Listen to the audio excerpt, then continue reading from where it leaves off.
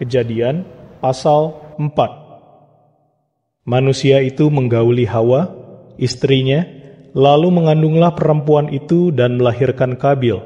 Katanya, "Aku telah memperoleh seorang anak laki-laki dengan pertolongan Allah."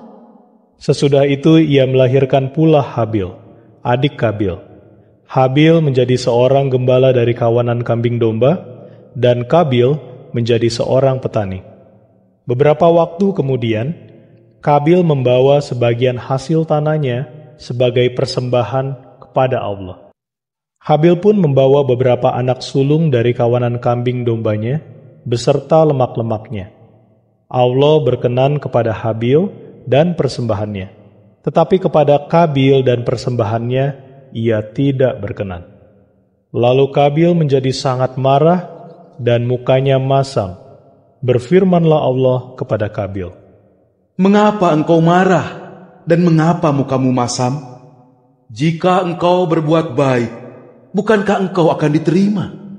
Tetapi jika engkau tidak berbuat baik, dosa sudah mengintai di depan pintu. Ia menghasratkan engkau, tetapi engkau harus menguasainya." Namun Kabil berkata kepada Habil, adiknya, "Mari kita pergi ke padang." Pada saat keduanya ada di padang, tiba-tiba Kabil menyerang Habil adiknya, lalu membunuhnya. Maka berfirmanlah Allah kepada Kabil, "Di manakah Habil adikmu itu?" Jawabnya, "Aku tidak tahu. Apakah aku ini penjaga adikku?" Firman-Nya, "Apa yang telah kau lakukan?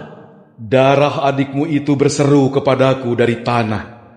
Sekarang terkutuklah engkau, terbuang jauh dari tanah yang telah membuka mulutnya untuk menerima darah adikmu itu dari tanganmu. Apabila engkau mengerjakan tanah itu, maka tanah itu tidak akan lagi memberikan hasil sepenuhnya kepadamu. Engkau akan menjadi seorang pengembara dan pelarian di bumi." kata Kabil kepada Allah, "Hukumanku itu lebih berat daripada yang dapat kutanggung.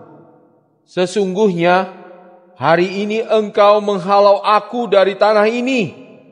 Aku akan tersembunyi dari hadiratmu dan akan menjadi seorang pengembara serta pelarian di bumi. Nanti siapapun yang bertemu dengan aku pasti akan membunuhku." Firman Allah kepadanya, "Tidak demikian. Siapapun yang membunuh Kabil akan dibalaskan kepadanya 7 kali lipat." Lalu Allah menaruh suatu tanda pada Kabil supaya ia tidak dibunuh oleh siapapun yang bertemu dengannya.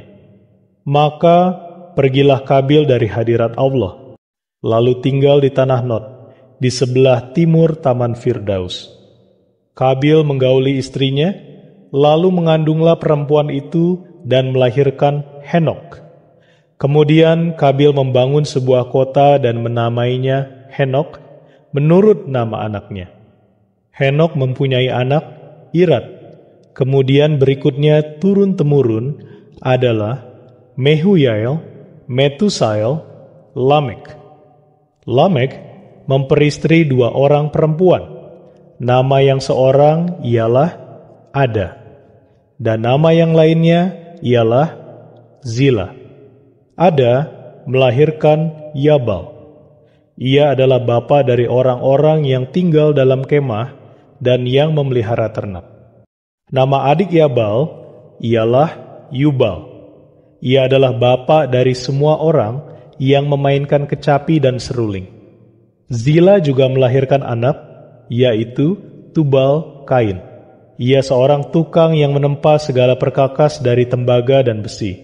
Adik perempuan Tubal Kain ialah Naamah. Berkatalah Lamek kepada istri-istrinya, "Ada dan Zila, dengarkanlah perkataanku. Hai istri-istri Lamek, perhatikanlah penuturanku.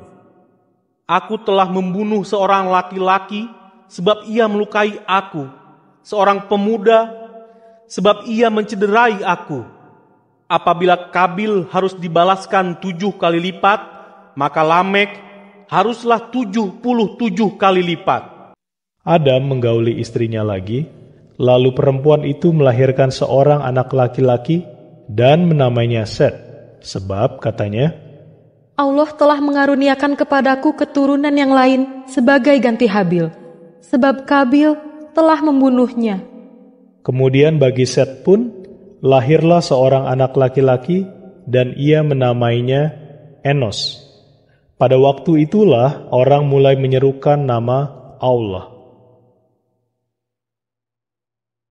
Kejadian pasal 5. Inilah daftar keturunan Adam.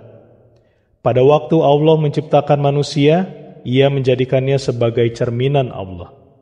Laki-laki dan perempuan, diciptakannya mereka.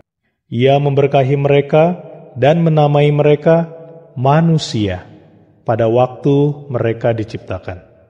Setelah Adam hidup 130 tahun, lahirlah baginya seorang anak yang mirip dan serupa dengannya. Dinamainya anak itu Set. Adam hidup 800 tahun lagi setelah ia dikaruniai Set. Dan ia masih dikaruniai pula anak-anak lelaki serta perempuan. Jadi, Adam mencapai umur 930 tahun, lalu ia meninggal. Setelah Set hidup 105 tahun, lahirlah baginya Enos. Set hidup 807 tahun lagi setelah ia dikaruniai Enos. Dan ia masih dikaruniai pula anak-anak lelaki dan perempuan. Jadi, Set mencapai umur 912 tahun, lalu ia meninggal. Setelah Enos hidup 90 tahun, lahirlah baginya Kenan. Enos hidup 815 tahun lagi setelah ia dikaruniai Kenan, dan ia masih dikaruniai pula anak-anak lelaki dan perempuan. Jadi, Enos mencapai umur 905 tahun, lalu ia meninggal. Setelah Kenan hidup 70 tahun, lahirlah baginya Mahalalel. Kenan hidup 840 tahun lagi setelah ia dikaruniai Mahalalel, dan ia masih dikaruniai pula anak-anak lelaki dan perempuan. Jadi, Kenan mencapai umur 910 tahun, lalu ia meninggal. Setelah Mahalalel hidup 65 tahun, lahirlah baginya Yared. Mahalalel hidup 830 tahun lagi setelah ia dikaruniai Yared, dan ia masih dikaruniai pula anak-anak lelaki dan perempuan. Jadi, Mahalalel mencapai umur 895 tahun, lalu ia meninggal. Setelah Yared hidup 162 tahun, lahirlah baginya Idris. Yared hidup 800 tahun lagi setelah ia dikaruniai Idris, dan ia masih dikaruniai pula anak-anak lelaki dan perempuan. Jadi, Yared mencapai umur 962 tahun, lalu ia meninggal. Setelah Idris hidup 65 tahun, lahirlah baginya Metusalah. Idris hidup dalam hubungan yang akrab dengan Allah selama 300 tahun setelah ia dikaruniai Metusalah, dan ia masih dikaruniai pula anak-anak lelaki dan perempuan. Jadi, Idris mencapai umur 365 tahun. Idris hidup dalam hubungan yang akrab dengan Allah. Lalu ia tak ditemukan lagi karena Allah mengangkatnya. Setelah Metusalah hidup 187 tahun, lahirlah baginya Lamek. Metusalah hidup 782 tahun lagi setelah ia dikaruniai Lamek, dan ia masih dikaruniai pula anak-anak lelaki dan perempuan. Jadi, Metusalah mencapai umur 969 tahun, lalu ia meninggal. Setelah Lamek hidup 182 tahun, lahirlah baginya seorang anak laki-laki. Ia menamainya Nuh. Katanya, Anak ini akan memberi penghiburan kepada kita dalam pekerjaan serta jerih lelah tangan kita akibat tanah yang telah dikutuk Allah. Lamek hidup 595 tahun lagi setelah ia dikaruniai Nuh. Dan ia masih dikaruniai pula anak-anak lelaki dan perempuan. Jadi, Lamek mencapai umur 777 tahun. Lalu ia meninggal. Setelah Nuh berumur 500 tahun, lahirlah baginya Sem, Ham, dan Yafet.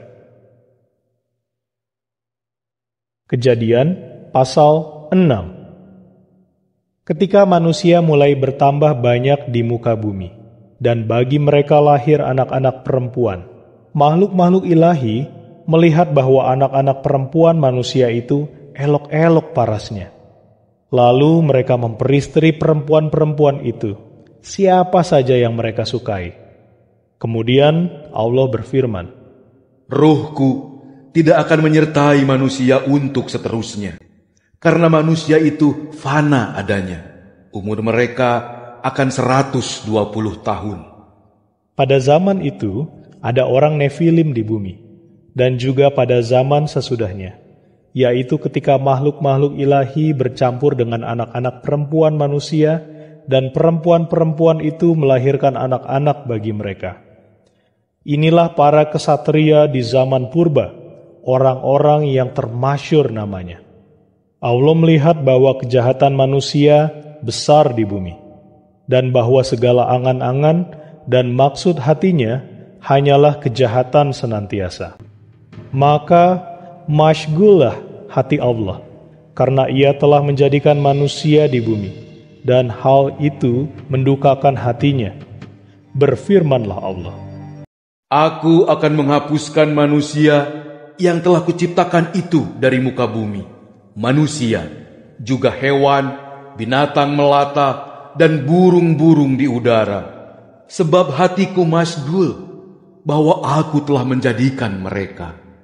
Tetapi Nuh mendapat rahmat dalam pandangan Allah. Inilah riwayat Nuh, seorang yang benar dan tak bercela di antara orang-orang sezamannya. Nuh hidup dalam hubungan yang akrab dengan Allah. Ia dikaruniai 3 orang anak laki-laki, yaitu Sem, Ham, dan Yafet. Sementara itu, bumi sudah bobrok di hadapan Allah dan penuh dengan kekerasan. Allah mengamati bumi, dan sungguh betapa bobroknya. Semua manusia hidup dalam kebobrokan di bumi. Maka berfirmanlah Allah kepada Nuh, Aku telah menetapkan untuk menyudahi hidup semua manusia, sebab bumi ini penuh dengan kekerasan karena mereka. Sesungguhnya aku akan memusnahkan mereka bersama-sama dengan bumi. Buatlah bagimu sebuah bahtera dari kayu gofir. Dalam bahtera itu buatlah kamar-kamar, dan lapisilah dengan ter, baik dari dalam maupun dari luar. Beginilah harus kau buat bahtera itu. 300 hasta panjangnya, 50 hasta lebarnya, dan 30 hasta tingginya. Buatlah lubang cahaya pada bahtera itu dengan menyelesaikan bahtera sampai sehasta dari atas. Pasanglah pintu bahtera itu pada lambungnya. Buatlah bahtera itu bertingkat bawah, tengah, dan atas. Ketahuilah, aku akan mendatangkan air bah ke atas bumi untuk memusnahkan semua makhluk yang bernyawa di bawah langit. Semua yang ada di bumi akan mati. Akan tetapi, dengan engkau, aku akan menetapkan perjanjianku. Engkau beserta anak-anakmu, istrimu, dan istri anak-anakmu akan masuk ke dalam bahtera itu.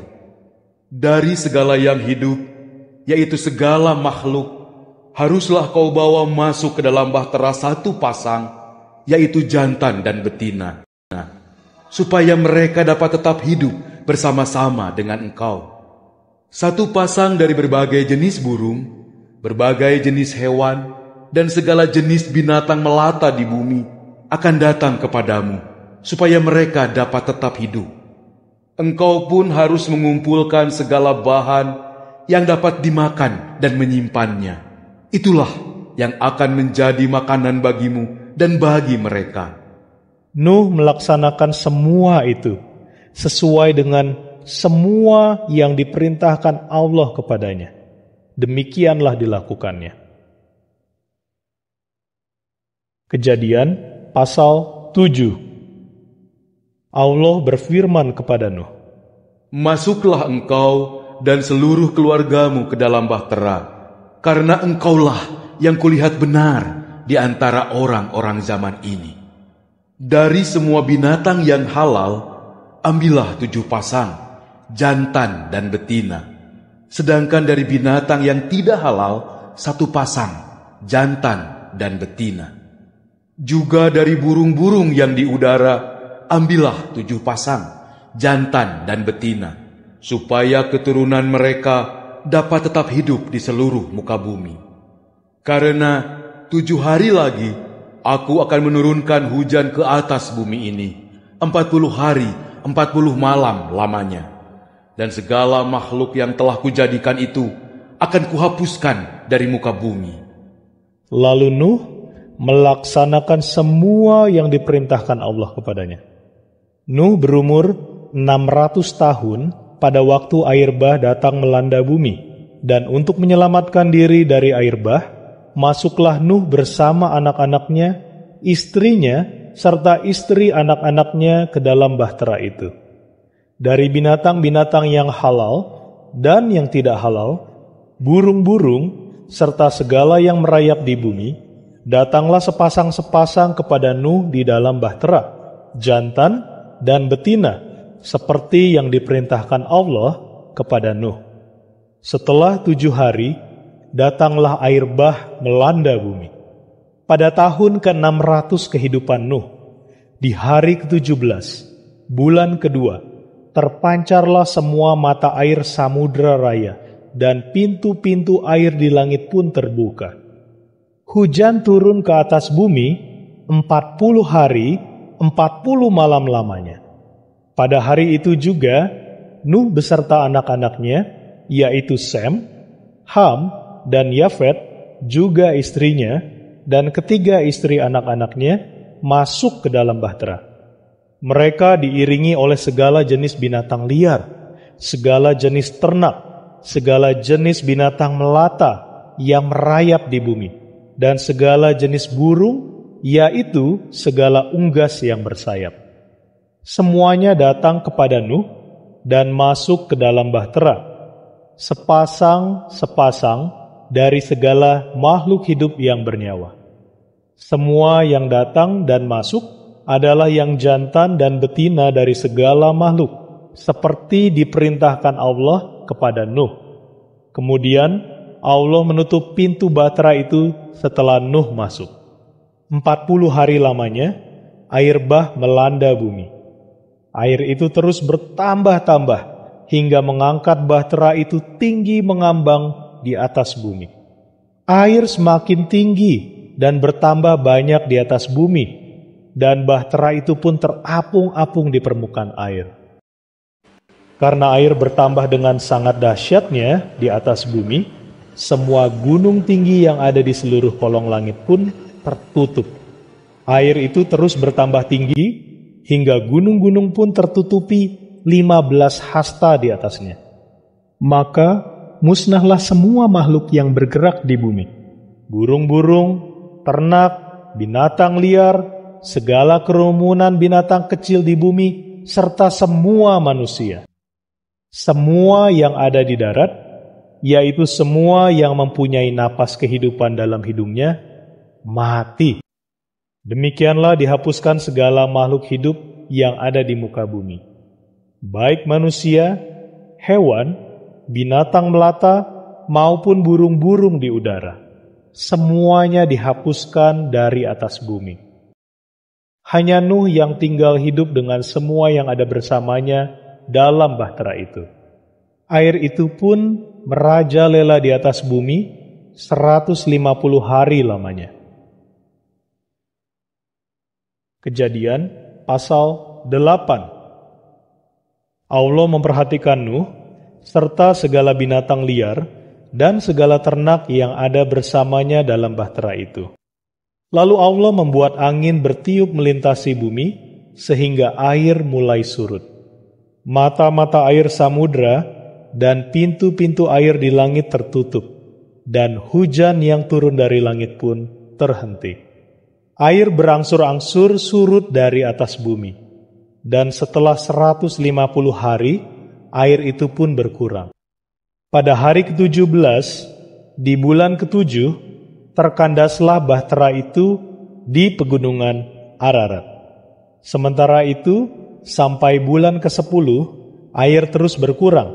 Lalu pada hari pertama, di bulan ke-10 itu, kelihatanlah puncak-puncak gunung. 40 hari kemudian, Nuh membuka jendela bahtera yang dibuatnya, lalu dilepasnya seekor burung gagak.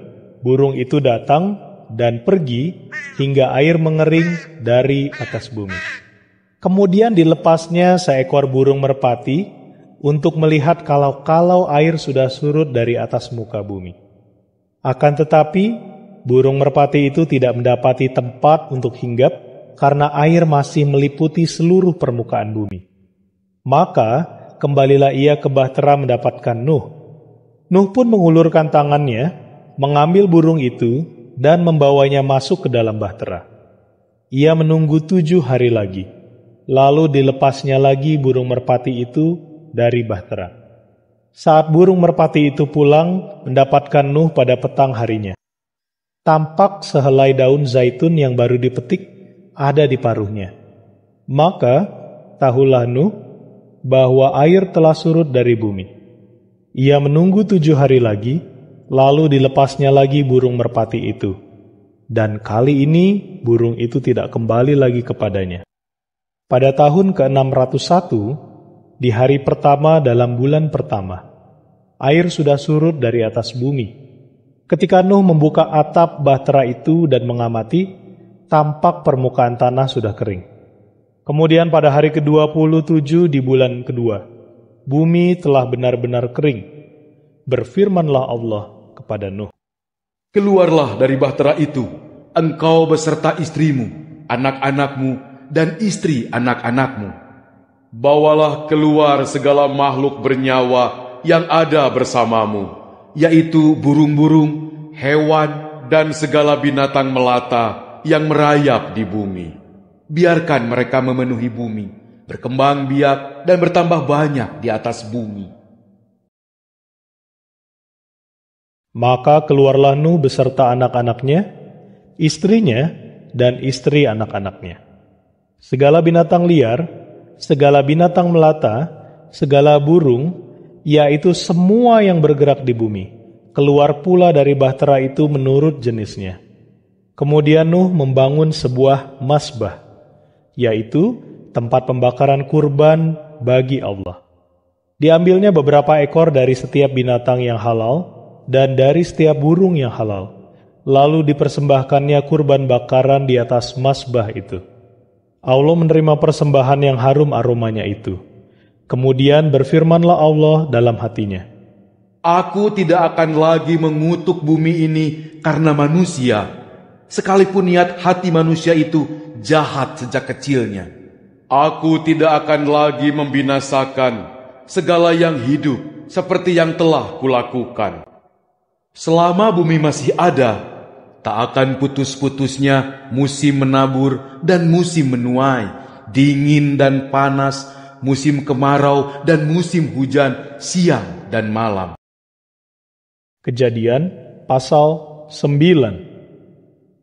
Lalu Allah memberkahi Nuh serta anak-anaknya dan berfirman kepada mereka, Beranak cuculah, bertambah banyaklah, dan penuhilah bumi. Rasa takut dan gentar terhadap kamu akan melanda segala binatang di bumi, segala burung di udara, segala yang merayap di tanah, dan segala ikan di laut. Semua itu kuserahkan ke dalam tanganmu. Segala yang bergerak, yaitu yang hidup, akan menjadi makananmu. Semua itu kukaruniakan kepadamu, sama halnya seperti tumbuh-tumbuhan hijau. Akan tetapi, daging yang masih ada nyawanya, yaitu darahnya, jangan kamu makan. Atas darahmu, yaitu nyawamu, tentu aku akan menuntut balas. Aku akan menuntut balas dari setiap binatang dan juga manusia.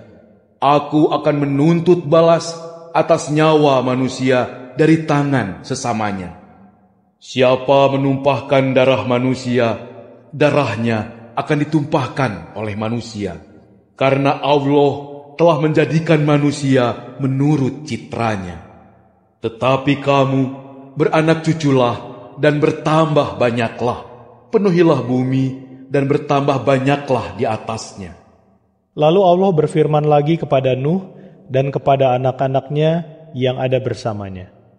Sesungguhnya aku menetapkan perjanjianku dengan kamu dan keturunanmu kelak, dengan segala makhluk bernyawa yang ada bersamamu, burung-burung, ternak, dan segala binatang liar yang ada bersamamu.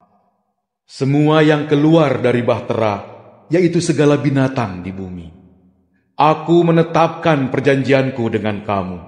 Tidak akan pernah lagi segala makhluk dilenyapkan oleh air bah, dan tidak akan pernah lagi ada air bah untuk memusnahkan bumi. Allah pun berfirman, Inilah tanda perjanjian yang kuadakan antara aku dengan kamu dan dengan segala makhluk hidup yang ada bersamamu, turun-temurun untuk selama-lamanya. Busur pelangiku kutempatkan di awan-awan, dan itulah yang akan menjadi tanda perjanjian antara aku dengan bumi. Apabila aku mendatangkan awan-awan ke atas bumi, dan busur pelangi itu terlihat di awan-awan, maka aku akan mengingat perjanjianku yang ada di antara aku dengan kamu dan dengan segala makhluk hidup, segala yang bernyawa. Tidak akan pernah lagi air menjadi air bah. Musnahkan segala makhluk. Apabila busur pelangi itu ada di awan-awan, maka aku akan melihatnya dan mengingat perjanjian kekal antara Allah dengan segala yang bernyawa, yaitu segala makhluk yang ada di bumi. Kemudian Allah berfirman kepada Nuh, Inilah tanda perjanjian yang telah kutetapkan antara aku dengan segala makhluk yang ada di bumi. Anak-anak Nuh yang keluar dari bahtera ialah Sem, Ham, dan Yafet. Ham adalah ayah Kanaan. Ketiga orang ini adalah anak-anak Nuh, dan dari mereka inilah penduduk seluruh bumi tersebar. Nuh menjadi petani, dan dialah yang mula-mula membuat kebun anggur. Suatu kali setelah ia minum-minum anggur, mabuklah ia dan berbaring telanjang di dalam kemahnya. Ham, ayah Kanaan, melihat aurat ayahnya, kemudian menceritakannya kepada kedua saudaranya di luar. Kemudian Sem dan Yafet mengambil sehelai kain, lalu menyangkutkannya pada bahu mereka berdua. Setelah itu mereka berjalan mundur dan menutupi aurat ayah mereka. Muka mereka menghadap ke arah yang berlawanan, sehingga mereka tidak melihat aurat ayah mereka. Ketika Nuh sadar dari pengaruh anggur dan mengetahui apa yang telah dilakukan anak bungsunya kepadanya, berkatalah ia, Terkutuklah Kanaan, biarlah ia menjadi hamba dari para hamba bagi saudara-saudaranya. Katanya pula, Segala puji bagi Allah, Tuhan Sem, biarlah Kanaan menjadi hambanya. Allah kiranya meluaskan wilayah Yafet, biarlah ia tinggal dalam kemah-kemah Sem, dan biarlah Kanaan menjadi hambanya. Nuh masih hidup 350 tahun lagi setelah air bah itu. Jadi, Nuh mencapai umur 950 tahun, lalu ia meninggal.